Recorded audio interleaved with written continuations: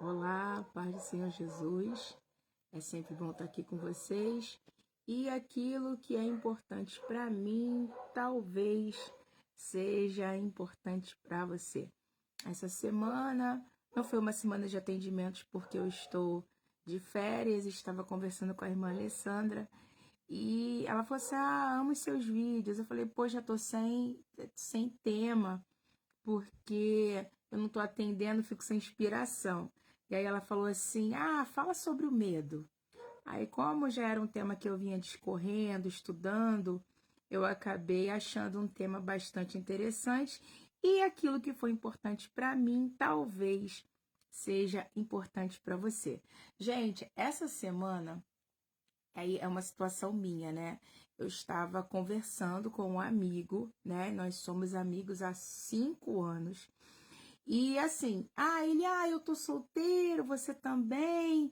Que tal a gente tentar alguma coisa? Vamos tentar namorar e tudo. E quem me conhece sabe que eu sou uma pessoa extremamente difícil. Eu falei com ele: olha, eu sou assim, sou assado e tal. Eu espero que, se alguma coisa acontecer, eu espero que a amizade não acabe. E aí ele, como tem feridas de abandono, né? Ele acabou falando: não, então é melhor não, porque você pode me machucar e tal, me ferir e tal, já tem um histórico e tal, enfim. E aí eu fiquei pensando, né? Poderia dar muito certo, poderia dar muito errado.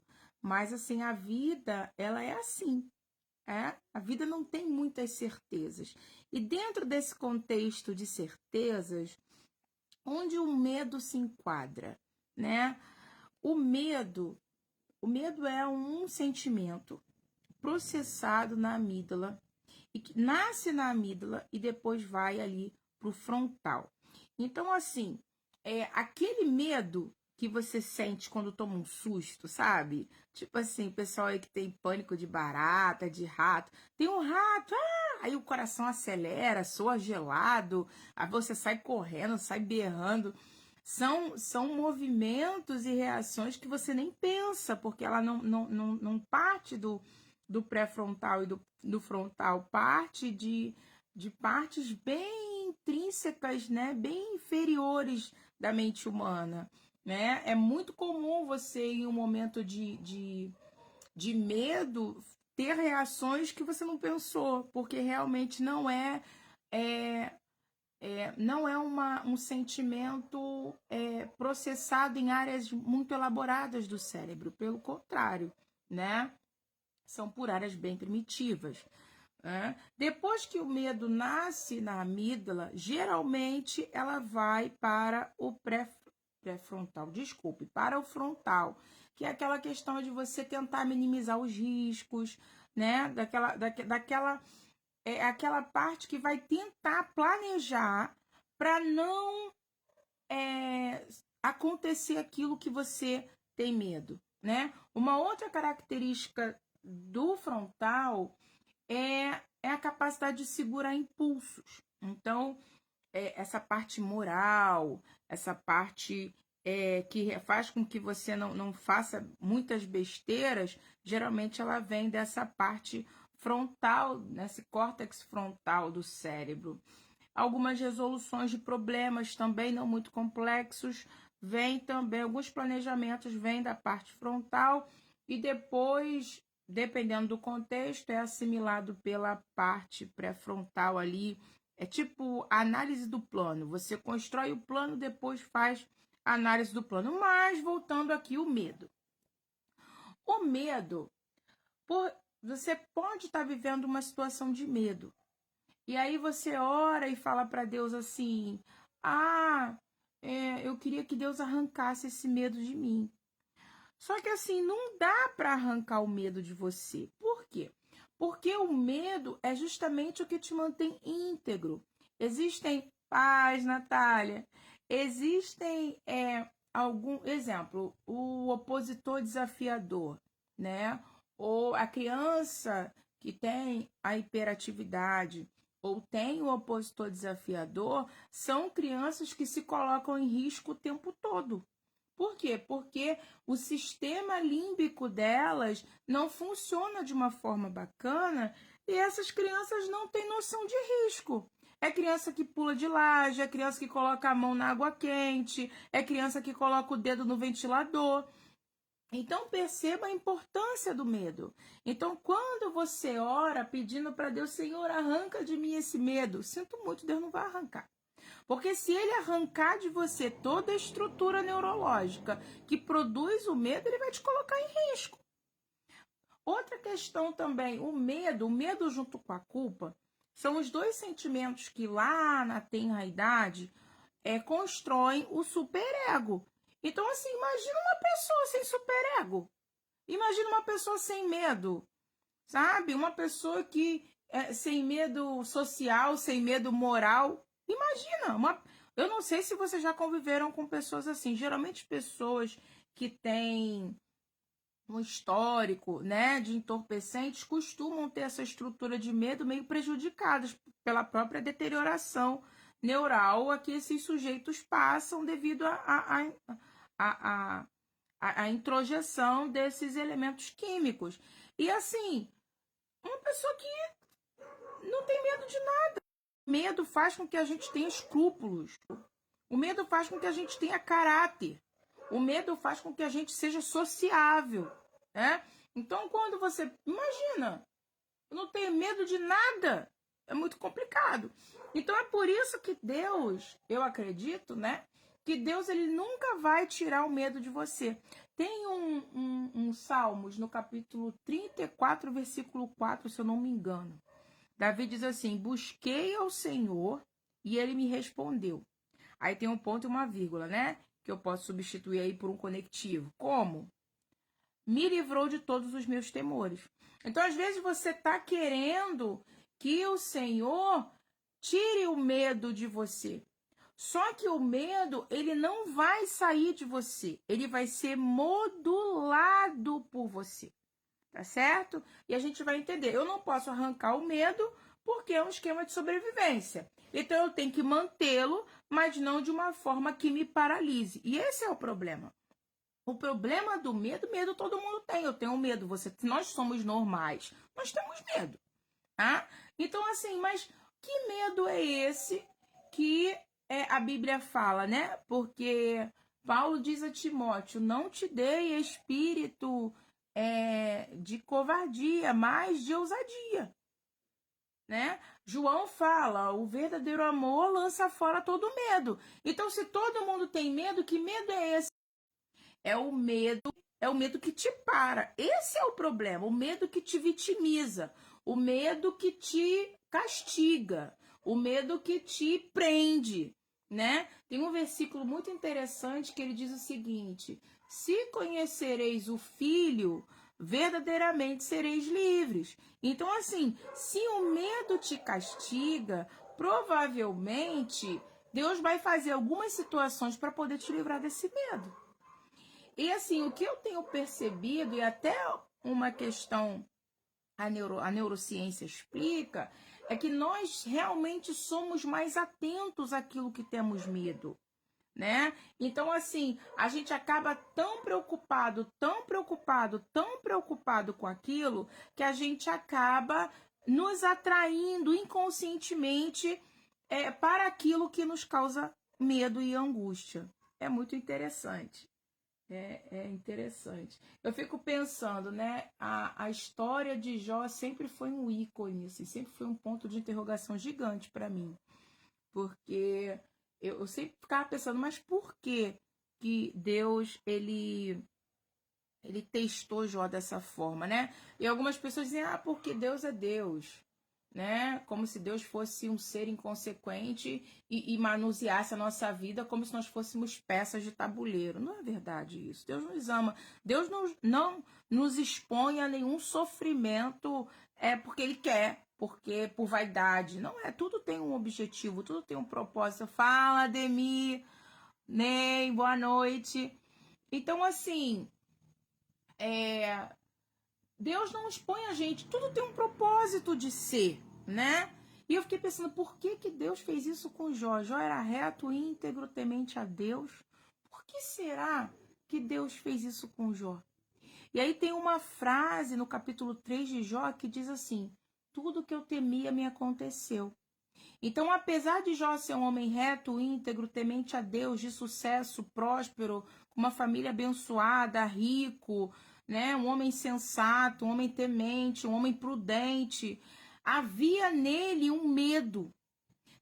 Aí, nessa perspectiva, eu estava lendo, no mesmo livro de Jó, que quando os filhos de Jó saíam, por algum motivo, né? Foi para a escola, foi para a faculdade, enfim. Todas as vezes que os filhos dele saíam da vista dele, por medo, ele ia lá e sacrificava. Tipo assim, não sei o que eles estão fazendo, se estão pecando ou se não estão, mas já de antemão, eu já estou aqui fazendo um sacrifício aqui para garantir. Isso é medo.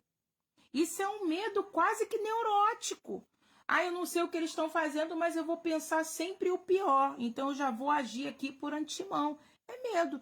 Imagina como deve ser viver assim. Eu tenho 2 filhas, já perco a paz.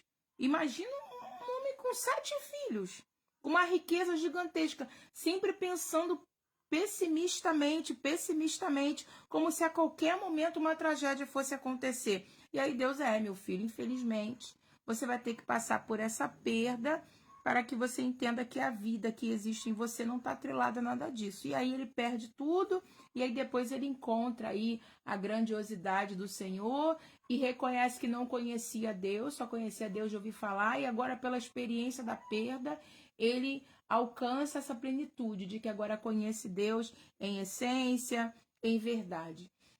Então, assim, é mais ou menos isso que Deus faz com a gente hoje, né? Boa noite, Reginaldo. Amém, querido. Então, assim, é mais ou menos isso que Deus faz com a gente hoje. Ele coloca a gente diante de situações que vão nos promover medo. Por quê? Por que Deus toda hora fica testando as minhas áreas de medo? Justamente para que eu module esse medo e me livre desse medo. Né? Exemplo, meu pai me abandonou. Então eu tenho muito medo do abandono. E aí o que vai acontecer? Eu vou viver abandonos e abandonos e abandonos e abandonos até eu entender que o abandono não vai me matar. Até eu entender que eu posso agir de uma forma segura ante um relacionamento. Eu tenho medo do fracasso. Gente, eu vou fracassar. Engraçado, assim, eu tenho muito medo de falar em público. E todas as vezes que eu estou diante de pessoas novas, que eu não conheço, eu fico com muito medo. E quando eu fico com muito medo, eu acabo praticando aquilo que eu tenho medo, que é errar muito. Então, assim, o medo, além dele diminuir ali a parte pré-frontal, a parte lógica, faz com que você, de fato, reforce, né? É como se você já estivesse programando ali o medo dentro do teu inconsciente, o seu consciente tem um lapso, fura a tua consciência e acaba fazendo com que você faça e realmente execute aquilo que de fato você tem tanto medo. Alessandra, bem-vinda, querida, paz. Então, assim, vamos entender. O medo, quando ele chega, eu acho interessante, só para a gente poder contextualizar aqui com a Bíblia mais uma vez, o texto básico que eu vou usar vai ser Juízes no capítulo 7, tá? Capítulo 7? Não, capítulo 6, que fala de um homem muito corajoso chamado Gideão, né? E eu achei interessante porque esse texto fala que Israel estava vivendo em um momento de muito medo, né? Porque havia um povo chamado Medianitas, eles eram muito numerosos, e aí o povo entrou em um estado coletivo de medo, e o povo, para se esconder dos medianitas, eles usavam 3 estruturas. Assim, a Bíblia ela me traz umas coincidências que eu fico assim, né? Ou eu quero ou eu tenho muito essa questão da terapia do esquema na minha cabeça, eu acabo buscando coisas que são convergentes, né, que tem a ver, ou assim, gente, a Bíblia é um livro fenomenal, eu sou, assim, fã de carteira. Mas, assim, o povo de Israel, eles se escondiam em 3 estruturas: cova, caverna e fortalezas. E não muito muito parecido. Quando a gente fala de terapia de esquema, a gente diz que um esquema desadaptativo, ele recorre em 3 caminhos. Oi, estou usando aqui. A gente recorre em 3 caminhos. Paralisia, que eu vou chamar de cova. Fuga, que eu vou chamar de caverna. E luta, que eu vou chamar de fortaleza. Tá? Então, eu vou explicar. O que é a cova? A cova, dentro da terapia de esquema, ela tem a ver com um certo tipo de neurose. Tá? Exemplo, eu tenho medo de relacionamento, né? E aí, ao invés de eu assumir isso, eu falo, eu não quero ninguém, eu quero ficar sozinha. Gente, eu faço isso direto. Eu quero ficar sozinha. Eu não preciso de ninguém. Eu não preciso de nada, né? Como é? Melhor sozinho do que mal acompanhado. Enfim, mas no fundo eu tô aqui carente. Mas eu conheço gente assim. Eu sou assim, conheço um monte de gente assim, né? Que entra nessa questão da paralisia, entra nessa questão da cova. Pega os planos, pega os sonhos, Juliana Paz, pega os sonhos, pega os planos e enfia dentro da cova, sabe? Meu sonho era estudar, fazer uma faculdade. Mas gente que estuda fica muito maluca. Ou então, para que eu vou estudar? Existe curso que não dá dinheiro. Ou então, eu sou muito burra e eu não vou conseguir estudar. Pega o sonho, e o medo faz isso, o medo do fracasso faz isso. Ele pega o sonho, afunda uma cova e coloca dentro. Eu estava conversando com algumas amigas que são empreendedoras hoje, e a gente estava conversando sobre o medo do fracasso, o medo do novo, o medo de investir em um novo negócio. E assim, apesar delas sim serem boas crocheteiras, boas boleiras, boas costureiras, boas cabeleireiras, no começo elas sentiam muito medo. E o medo, ele estava disfarçado de algumas neuroses, tipo assim, eu não faço bem crochê, eu não faço bem cabelo. Aí, preciso de um montante para começar o meu negócio. Aí cria situações, sabe? Porque eu gastei com uma blusa porque eu precisava. Porque eu gastei com um cílio porque eu precisava. E aí, esse mecanismo de cova, sabe? Porque à medida ela sabia que precisava que precisavam de um dinheiro para empreender.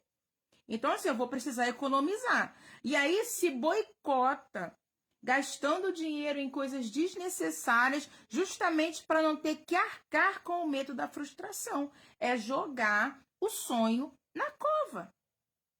Eu acho interessante porque a mesma força que uma pessoa faz para construir a cova, se ela pegasse essa mão, essa força, esse sono, né? Essa energia que gasta para construir a cova e jogar os sonhos dentro, sabe? Seria tão mais interessante se ela pegasse essa força para enfrentar o medo. Ia ser muito mais útil, né? E é uma das técnicas que a gente vai usar aqui no manejo do medo. Bom, então assim, outra questão também, exemplo, você tem aí um chamado, Deus, né, arde no seu coração, de um ministério, de um departamento, não é? Coisa linda. Você fica com medo do fracasso, medo do que os outros vão pensar, você fica com medo de um monte de coisa, aí você vai. Aí o pastor chega para você e fala, irmã, vou te dar o departamento. Aí você pega o sonho e joga na cova. Ai, Deus que me livre, doidinha para pegar o departamento e fica aí, se fazendo de Penélope charmosa. Não, tenta, não é? Não joga teu sonho na cova, não joga teu chamado na cova, né? Não joga ele na cova, né? Não deixa o teu medo jogar os teus planos, teus projetos, teus sonhos na cova, tá certo? Segundo, o medo faz a gente fugir, né? É a segunda característica aqui que eu vou chamar de caverna. É claro que quem está jogando o sonho na cova, assim, dos 3 patamares, quem está jogando o sonho na cova é assim, mais complicado, né? Porque ela vai criar motivos e se auto-sabotar para poder executar os sonhos. Só que essa pessoa que ela entra na caverna, ela tem total ciência dos sonhos que tem, dos projetos que tem, só que ela simplesmente se esconde. Entendeu? Ah, eu sei que Deus tem um chamado da minha vida, mas eu evito circunstâncias que alguém vai me chamar para eu poder não ir. Ah, eu tenho consciência de que sou uma pessoa. Fecha a porta para mim, filha. Sou uma pessoa filha, fecha a porta para mim. Tenho ciência que sou uma pessoa solteira, entendeu? Carente, preciso de um relacionamento. Mas eu não vou para lugar nenhum, não saio para lugar nenhum, não aceito convite nenhum, porque eu tô me colocando dentro da caverna. Então, assim, a caverna, ela é um lugar que eu tenho ciência do meu medo, eu consigo olhar do lado de fora os meus projetos, mas eu não saio para executar. Você quer ver um outro esquema de caverna? A pessoa que planeja e não executa. O planejamento, ficar namorando o projeto, ficar namorando o sonho, também é um estado de caverna. Ah, porque quando eu for pastora, porque quando eu for missionária, porque quando eu for dirigente do grupo das irmãs, porque quando eu for da mesa de oração, quando eu começar um namoro, quando eu começar um negócio. E a gente fica só namorando com o objeto. Mas o medo não deixa a gente sair da caverna, não deixa a gente executar. A gente foge, a gente se esconde dentro do sonho, a gente se esconde dentro da caverna, mas não sai para poder executar. É uma fuga, tá certo? Terceiro, fortaleza. A terapia de esquemas chama essas fortalezas mergulhadas nos esquemas desadaptativos de super recompensa. E para mim, eu acho que esse tipo de medo, o resultado do medo que vai lá para o terceiro esquema, que é a fortaleza, ao meu ver, é um dos mais difíceis de lidar. Por quê? Porque a pessoa que a gente chama na terapia de esquema de super recompensa é uma pessoa assim, que ela não enxerga o sonho e assim, mas ela não mata, ela não coloca dentro da cova. Ela reage da forma contrária, negando totalmente o medo. É quase uma psicose, negando totalmente o medo. Então assim, vou dar um exemplo. Eu preciso me relacionar, mas eu tenho medo de abandono. Então, o que eu faço? Eu construo uma fortaleza para proteger o meu medo de abandono, o meu medo de ser abandonada. Como? Abandonando. Quer ver um outro exemplo? Exemplo, você foi chamada para um ministério, para executar um ministério, né? Você até aceita a princípio, só que você critica tanto a si mesmo, critica tanto os outros, critica tanto, que aí o seu líder chega para você e fala assim: olha só, irmã, eu acho que não foi boa ideia te dar esse ministério. Aí você fala: tá vendo? Tá vendo como é que eu sabia que eu não dava pro negócio, tá vendo aí, ó, aí, ó. Mas na verdade você não entende que você se boicotou o tempo todo. Você o tempo todo ficou criando uma paranoia para não dar certo naquilo que você tinha medo, justamente para não ter que enfrentar o seu medo. O pastor te chamou para começar a frequentar um ministério de louvor. Aí você até vai, com muito medo. Aí o medo faz com que você não vá no ensaio. O medo faz com que você erre todas as letras de propósito, que você esqueça a pasta. Você começa a boicotar a execução do sonho. E aí o que acontece? Alguém chega e fala, realmente você não leva jeito pro negócio. Aí você, não falei? Isso é a fortaleza. É quando você cria estruturas estruturas fortes para se manter longe do teu objetivo, porque você não quer enfrentar o mais. Então, assim, gente, por favor, não se enfie na fortaleza, tá? É melhor você ir se tremendo, é melhor você ir ansioso, mas não construam uma Rodrigo Albino, oi. Então, assim, não construam uma fortaleza, tá? Outro exemplo de fortaleza. Teu chefe te deu uma promoção, né? Aí você, ao invés de ficar feliz, porque seu salário vai aumentar, né? Ficar feliz porque você foi reconhecido, você fica com medo das responsabilidades. Aí começa a faltar, começa a chegar atrasado, começa a ser pior no novo cargo que você foi promovido do que quando você era antes. Aí o que acontece? Aí o chefe realmente, eu vou ter que voltar para você, pro teu cargo anterior, porque como gerente você não deu certo. Boicotou. Se auto-boicotou. Gente, assim, é muito maneiro ver, sabe? Pessoas que constroem fortalezas em volta dos seus medos. Eu, assim, vejo direto. A pessoa tem medo do abandono, o que ela faz antes? Abandona. Gente, você vê nitidamente que a pessoa está criando esquemas, tá inventando motivo para abandonar o relacionamento, porque ela, eu prefiro, como a dor de ser abandonada é muito grande, eu prefiro abandonar. Quando a dor de ser julgada é muito grande, então eu prefiro julgar. Outra situação também muito legal, gente que tem medo. Medo de escândalo, enfim, viveu um ambiente muito violento, né? E a criança, ao invés dela assumir, esse adulto, ao invés de assumir esse medo que ela tem da violência, ela se torna ainda mais violenta. Conversar e os ânimos se alterarem um pouquinho, porque senão ela já vai, sabe, partindo para cima, igual a louca, igual um louco. Ou seja, o medo de ser ferido é tão grande que a pessoa prefere ferir, né? Então, assim, a fortaleza é complicadíssimo.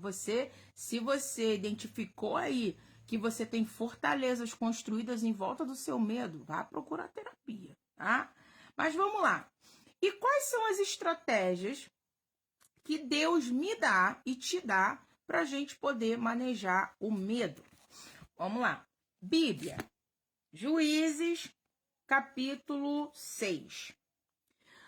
Primeiro, enquanto o medo não estiver te causando prejuízos suficientes, você vai manter ele do seu lado. Ponto. Se você conhece uma pessoa que tem muito medo, você vai tentar arrancar esse medo fazendo prejuízos suficientes, enquanto essa solidão não te apertar, sabe? Enquanto as pessoas não se sentirem, enquanto você não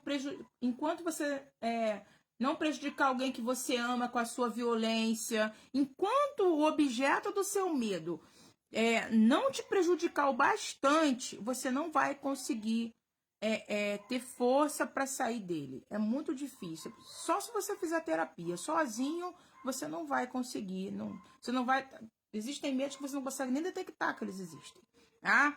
Então, assim, Israel vivia numa situação né? Os midianitas vinham, roubavam tudo e levavam. Os midianitas vinham, invadiam, eles se escondiam, os midianitas levavam tudo. Teve uma hora que o povo de Israel começou, de fato, a empobrecer, de não ter o que comer. Aí o povo começou a clamar. Chegou pro povo primeiro, né? E aí o povo perguntou, por que a gente está passando por isso? Por que a gente está passando por essa pobreza? Por que a gente está passando por essa aflição? Né? Por que a gente está passando por essa, né? Por esse medo, por essa aflição, por essa angústia, aceitando essa submissão, esse subjugo, né? E aí olha o que o Senhor fala para o povo de Israel: eu disse para vocês, olha isso, gente. Eu disse para vocês não temerem. Eu disse para vocês que eu estava com vocês. Eu disse para vocês que era para vocês não temerem. Mas vocês não deram ouvidos. É mesmo assim, gente. Deus envia pessoas para falar para a gente: você pode, você consegue, você é bom, você é competente, você é maravilhoso, você é maravilhosa, você é lindo, você é linda, você tem talento, você consegue, eu acredito em você. Gente, entra num ouvido e sai pelo outro. E é por isso que o medo consome, porque a gente não escuta as coisas boas que as pessoas falam da gente, a gente não dá crédito. A gente prefere focar no medo. No medo do abandono, no medo do fracasso, no medo da rejeição, no medo da ferida, no medo da dor. Ah? Então, assim, a primeira coisa, comece a escutar aquilo que Deus está falando para você e levar isso a sério.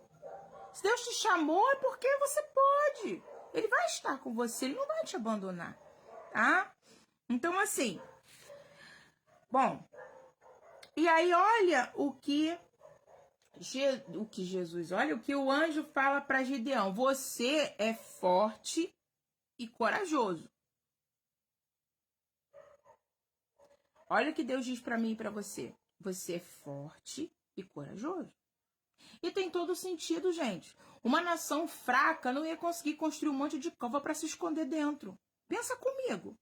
Uma nação fraca não ia conseguir construir um monte de fortaleza para se esconder dentro. Então, assim, perceba que Deus sabe a nossa força, quem não sabe é a gente, mas Deus sabe. Então, assim, ao invés de a gente ficar usando a nossa força para cavar cova, para fazer construções, não é? Por que não usar essa força para poder enfrentar o medo e ver no que vai dar? Né? Então, assim, primeiro ponto, encare a realidade. Que realidade? A realidade daquilo que você percebe, do que Deus fala para você e do que as pessoas falam para você. Encare a realidade. Qual é a realidade? Eu sou forte e corajoso. Qual é a realidade? Vai no Google. Pessoal aí que tem quantos % de relacionamentos dão certo, né? Vai lá. Quais são os tipos de pessoas que os relacionamentos dão certo? Quais os tipos de pessoas que os relacionamentos dão errado? Quantos %? Encara a realidade, sabe? Ah, porque tá muito difícil conseguir um relacionamento. Será? Ou é você que tá com medo? Né? Ah, tá muito difícil ser feliz, ninguém vale nada. Será? Ou é você que tá com medo? Então, assim, vamos trazer para a realidade. Qual é a realidade? A realidade é: as pessoas estão disponíveis para relacionamentos saudáveis. Essa é a realidade. Todo mundo precisando de terapia? Sim, todo mundo precisa de terapia. Mas a realidade não é esse terror que todo mundo coloca. Tá certo? Segunda situação. Como é que é esse negócio? Eu sou boa naquilo que eu faço? Então tá, e aí, como é que é o meu cabelo? Como é que é o meu crochê? Como é que é a minha unha? Pergunta às suas amigas, aos seus amigos, como é que é o serviço que você presta? É bom? Realidade. Então, se é bom, vai dar certo. Mesmo que você tenha medo de que dê errado. Tá? Outra questão. O pastor te deu um departamento, te deu um ministério, né? Te deu aí um cargo. Pastor, por que o senhor está me dando esse cargo? Quais são as habilidades que eu tenho? Por que o senhor acha que eu vou dar certo nesse departamento? Realidade, né? Às vezes o medo faz com que a gente entre mesmo na percepção da realidade. Então eu preciso de alguém de fora para trazer esse senso de realidade. Não foi Gideão que disse eu sou forte e valoroso. Foi Deus que disse para ele, um objeto fora de Gideão, para poder falar: não, mas você é valoroso, você é forte, você é corajoso. E é interessante que ele também fala para Deus assim: ah, mas eu sou mais fraco da tribo de Manassés, sou mais fraco da minha casa, eu tenho medo. É o segundo ponto. Gente, é muito importante que depois que você encarar a realidade, você enumere os seus medos. Foi isso que Gideão fez perante o Senhor. Eu tenho medo. Por que eu tenho medo? Tenho medo porque a minha família é a menor, família da tribo de Manassés, a minha família é mais pobre, a minha família que tem menos recursos, a minha família que tem menos habilidade, a minha família que tem menos influência social. E aí ele ainda fala mais. E eu sou o menor da minha casa, eu sou o mais fraco da minha casa, né? Eu sou de guerrilha, eu sou o menos estrategista, né? Então, assim, por que você tá com medo? Você tá com medo de quê? Né? Você tá com medo de quê e por que você tem medo? É o segundo ponto, tá? Então, para a gente manejar o medo, primeiro, a gente precisa encarar a realidade. Segundo, a gente precisa enumerar os nossos medos e por que a gente tem medo, tá? Terceiro, eu acho interessante aqui a partir do capítulo 7, aqui a partir do versículo 36, Gideão, primeiro, eu acho legal, eu acho usado da parte de Deus e de fato, usado da parte de Gideão, e de fato funciona. Porque ele fala assim, Senhor, se eu fizer um teste, né, o senhor vai ficar chateado comigo? Deixa eu procurar o texto aqui, peraí. Vai aqui. Não fez o Senhor subir do Egito, não, nem isso não, empobreceu. Eu sou o Senhor vosso Deus, não temas os deuses dos amorreus. Agora eu não vou achar. Mas assim, o que ele tá falando? Ele fala, Senhor, eu vou fazer um teste, mas só para eu ter certeza que é o Senhor que tá falando, Adriana, tem o ser Bianca, paz, queridona. Assim, eu posso fazer um teste com o Senhor só para eu ter a certeza que é o Senhor mesmo que está falando comigo, sabe? Primeiro, o que Gideão está fazendo? Está buscando os elementos necessários para buscar confiança. Então, assim, o que ele faz? Primeiro, ele fala do teste para Deus, para ele ter certeza que é Deus que está falando com ele. Aí, depois, ele coloca Ai, gente, que negócio que faz crochê. Ai, Ai, peraí, lã. Ele coloca um velo de lã, um bocado de lã, e coloca lá no sereno. Aí ele fala, Senhor, se for da tua vontade que eu vá, que a lã fique molhada. Aí ele vai dormir. Quando ele volta, a lã tá molhada. Diz que sai de dentro sem chuva, sai de dentro da lã uma taça de água. Aí ele derrama essa água dentro da lã de novo e fala assim, Senhor, se não for assim, se o Senhor não se irá contra mim, posso fazer um outro teste? Amanhã de manhã, essa lã vai estar seca. Aí ele vai dormir. Quando ele volta, a lã tá seca. Na verdade, Deus não se importa de me dar e de te dar provas suficientes para te tirar do medo. O verdadeiro amor lança fora todo medo. Então, assim, Deus vai fazer de tudo para ensinar você a modular esse medo. Então, não tenha medo de buscar elementos na realidade que te deixem seguros. Ah, tô afim de uma pessoa, entendeu? E aí, eu tô com medo, mas eu preciso de elementos que me deixem seguras para eu começar esse relacionamento. Então, senta com o candango, senta com a candanga e conversa com ela. Fala, olha só, você é fiel? Você já traiu alguém? Você é da igreja? Você tem um ministério? E tal. Como é que é? Você é muito nervosa? Fala muitas palavras torpes? Ofende as pessoas? Ou você é mais calmo? Ou é tranquilo? Eu não sei qual é o trivo que tu vai fazer. Mas vai buscando elementos até você se sentir confiante para começar esse relacionamento. Né? E você, queridão? Se divorciou? Como é que foi esse divórcio? E os filhos? Você já se envolveu? Aline Ribeiro, paz, querida. Então, assim, você já bateu em alguém? Como é que é? Você trata bem sua mãe? Você trata bem seu pai? Como é que é seus relacionamentos entre os seus amigos? Vai buscando elementos dessa pessoa até você se sentir confortável, segura, para iniciar um relacionamento ou não. A mesma coisa aí, né? Ah, eu quero abrir um negócio, quero ser cabeleireira, manicure, enfim. Conversa com outras pessoas que também têm essa profissão. Como é que é o mercado?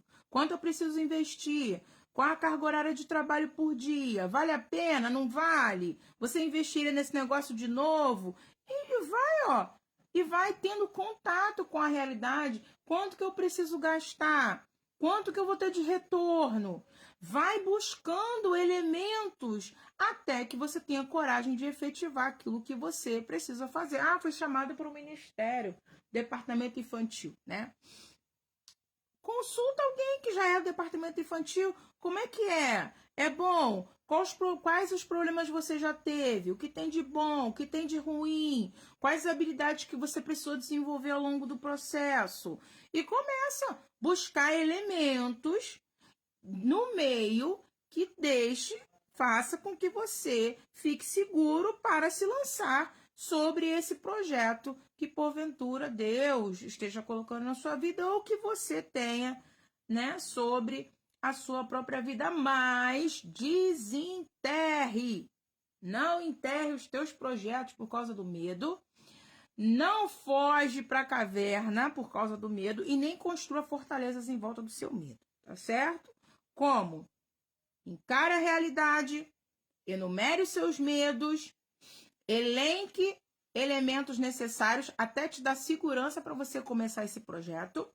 E quarto e último, quando Deus secou o novilho, deixou o novilho molhado, deixou o novilho seco, disse para Gideão milhões de vezes aqui, não temo, eu sou contigo, você é forte e corajoso, você vai vencer, você não vai morrer. E várias palavras de incentivo aqui Deus dá para Gideão, dá para mim, dá para você o tempo todo.